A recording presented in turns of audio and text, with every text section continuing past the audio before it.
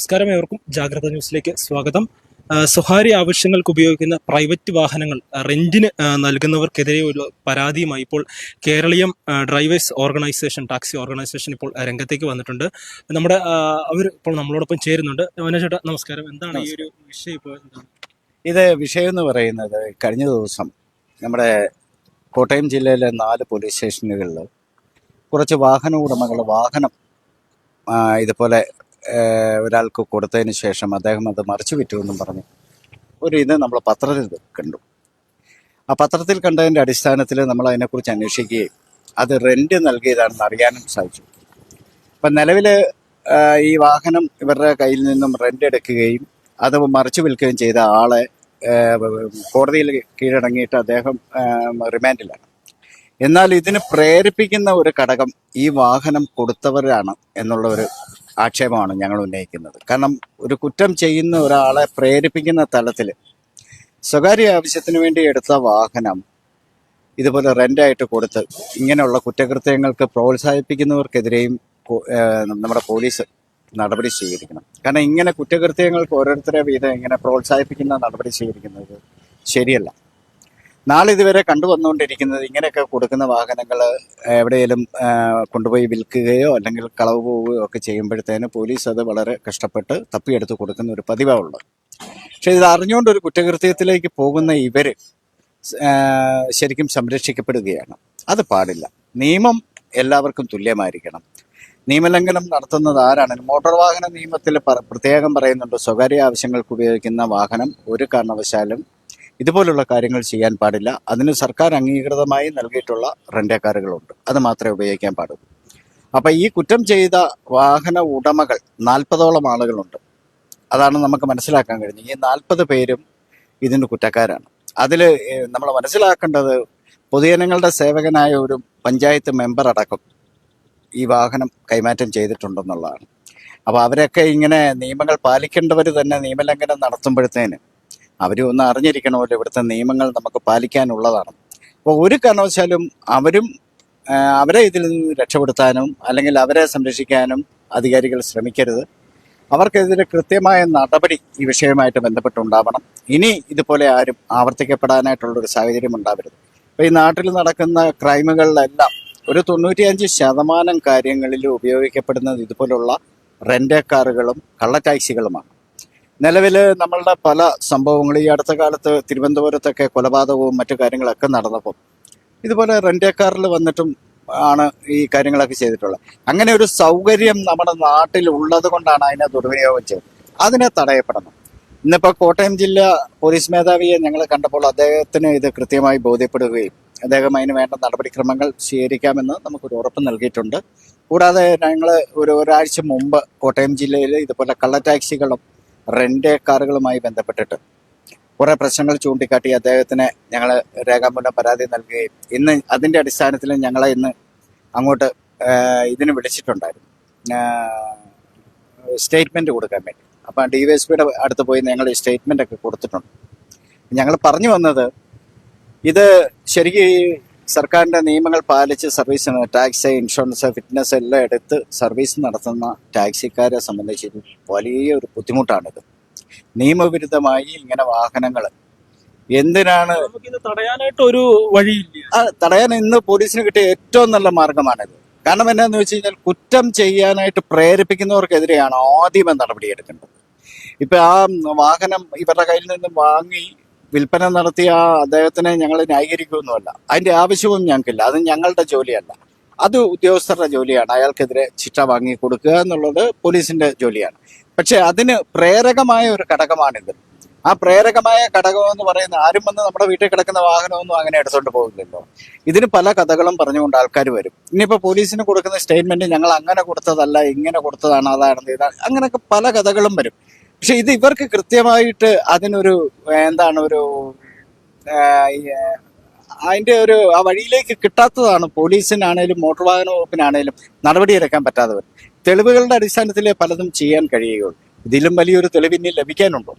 അപ്പൊ ഇത് കോട്ടയം ജില്ലയിലെ പോലീസിന് ഒരു പൊൻതൂവലായി മാറാൻ പോകുന്ന ഒരു കാര്യമാണിത്. കാരണം എന്നാന്ന് വെച്ചാൽ, ഈ കുറ്റത്തിന് പ്രേരിപ്പിച്ചവർക്കെതിരെ നടപടിയെടുക്കുമ്പോൾ ഒരു ജില്ലയിലെങ്കിലും ഒരു മാറ്റം വരുന്നത് മറ്റു ജില്ലകളിലേക്കും അത് വ്യാപിക്കും.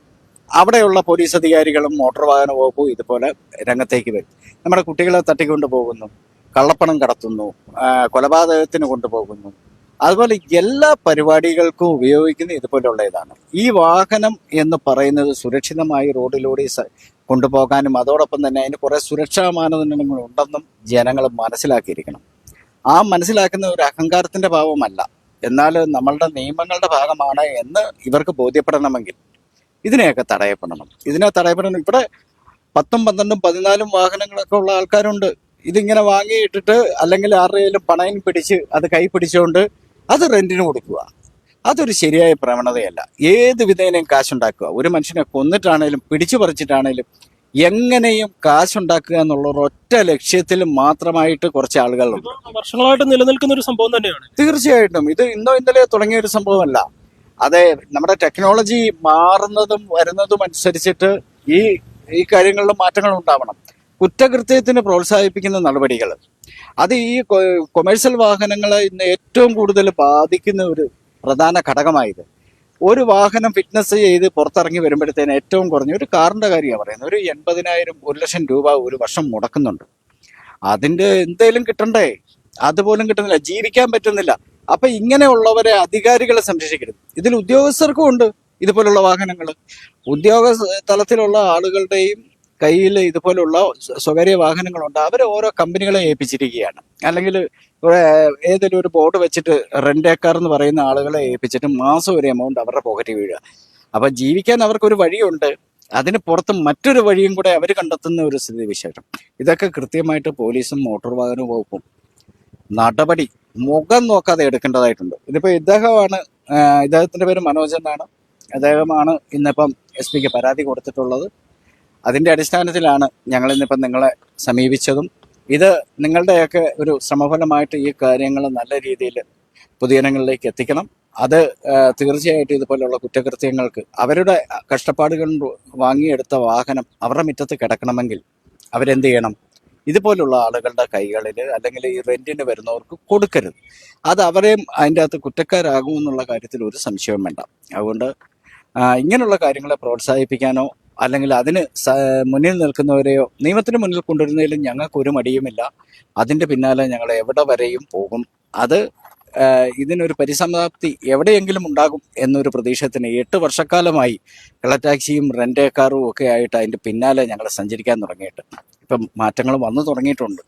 ആ മാറ്റങ്ങൾ കുറേ മാധ്യമങ്ങളുടെ സഹായവും ഞങ്ങൾക്കുണ്ടായിട്ടുണ്ട്. കാരണം ഈ വാർത്തകളൊക്കെ പുറം ലോകത്തെത്തിക്കുകയും അതിലൂടെ ഇത് തെറ്റാണെന്ന് ബോധ്യപ്പെട്ട ജനങ്ങളും ഒക്കെ അതിൽ നിന്നൊക്കെ പിന്മാറുന്നുണ്ട്. എന്നാൽ കുറേ ക്രിമിനൽ പശ്ചാത്തലമുള്ളവരുടെ ഏറ്റവും വലിയ വഴിയാണ് ഈ റെന്റേക്കാറും കള്ളടാക്സിയും. അവർക്ക് വളരാനായിട്ട് ഇതൊരിക്കലും അനുവദിച്ചു കൊടുക്കാൻ പറ്റില്ല. അതുകൊണ്ട് കോട്ടയം ജില്ലയിലെ പോലീസ് മേധാവിയും പോലീസും ഈ കാര്യത്തിൽ ഒരു നല്ല നടപടി എടുക്കുമെന്ന് തന്നെയാണ് ഞങ്ങളുടെ വിശ്വാസം. എങ്ങനെയാണ് ഇന്നിപ്പം പരാതി കൊടുത്തതിന് ബാക്കി നടപടികൾ എങ്ങനെയാണ്? ബാക്കി അദ്ദേഹം പറഞ്ഞ ഉടനെ ഇതിന്റെ തീരുമാനം ഉണ്ടാവും തന്നെയാണ് ബഹുമാനപ്പെട്ട SP പറഞ്ഞ്. പിന്നെ ഞങ്ങൾ ഇത് മന്ത്രിക്ക് പരാതി കൊടുക്കുന്നുണ്ട്. ബഹുമാനപ്പെട്ട മന്ത്രി ഇതിനകത്ത് ഇടപെടും എന്ന് തന്നെയാണ് നമ്മുടെ പൂർണ്ണമായും വിശ്വാസം. 100% ഉണ്ടാവും തന്നെയാണ്. 100%. അല്ല, ഒരു വീട്ടിൽ തന്നെ 4-5 വണ്ടിയല്ലേ ഉള്ളേ. പിന്നെ എന്തിനീ ടാക്സിയായിട്ട് കൊണ്ടു നടക്കുന്നു? സർക്കാരിന് തന്നെ കോടികളുടെ നഷ്ടമല്ലേ വരുന്നേ. അപ്പം നമ്മൾ ഈ കഷ്ടപ്പെട്ട് ഇൻഷുറൻസ് അടച്ച് ടാക്സ് അടച്ച് ഒരു വർഷം ടെസ്റ്റ് ചെയ്യാൻ തന്നെ 1,00,000 രൂപ അടുത്ത് വേണം. ഇത്തരം ബുദ്ധിമുട്ടി കഴിയുമ്പോഴത്തേന് റെന്റും കള്ള ടാക്സ് ഓടുക എന്ന് പറയുമ്പം ഇതിനകത്ത് ബഹുമാനപ്പെട്ട മുഖ്യമന്ത്രി പോലും ഇതിനകത്ത് ഇടപെട്ട് ഉചിതമായ ഒരു തീരുമാനം എടുക്കുമെന്ന് തന്നെയാണ്. മറ്റ് കോടതിയിൽ ഞങ്ങൾ പോവും. ഇതിപ്പോ ഈ 40 പേരുടെ പേരിൽ നടപടിയായില്ലേ നമ്മൾ നേരെ കോടതിയിലേക്ക് പോകാനുള്ള തീരുമാനം തന്നെ. അത് ശൃംഖല തന്നെയാ. ഇത് വലിയൊരു മാഫിയ തന്നെ പ്രവർത്തിക്കുന്നുണ്ട്. കള്ള ടാക്സി, അതായത് ഒരു ഓട്ടം കിട്ടിയ കള്ള ടാക്സിക്ക് ഒരു ഓട്ടം കിട്ടി പുള്ളി ഓട്ടത്തിലാണെങ്കിൽ അടുത്ത ആൾക്ക് ഇത് കൈമാറി കൊടുക്കുക. അങ്ങനെ വലിയൊരു തന്നെ കോടികളുടെ സർക്കാരിന് നഷ്ടം വന്നുകൊണ്ടിരിക്കുക. അപ്പൊ ഇതിന് സർക്കാരും ഭാഗത്ത് നിന്ന് നല്ലൊരു തീരുമാനം ഉണ്ടാവും തന്നെയാണ് നമ്മുടെ ഒരു വിശ്വാസം. എന്തായാലും അത് തന്നെയാണ് പറയുന്നത്. സർക്കാരിന്റെ ഭാഗത്ത് നിന്ന് ഈ ഒരു വിഷയത്തിൽ അടിയന്തരമായി തന്നെ ഇടപെടണം എന്ന് തന്നെയാണ് ഇവരുടെയും ഒരു ആവശ്യം. പോലീസിൽ ഉൾപ്പെടെ കോട്ടയം ജില്ലാ പോലീസ് മേധാവിക്ക് ഉൾപ്പെടെ ഇന്നിപ്പോൾ പരാതി നൽകുന്ന ഒരു സാഹചര്യമുണ്ടായി. അടിയന്തരമായി തന്നെ ഈ ഒരു വിഷയത്തിൽ ഇടപെടണം എന്നാണ് ഇവരുടെയും ആവശ്യം. കോട്ടയത്ത് നിന്ന് ടീം ജാഗ്രത.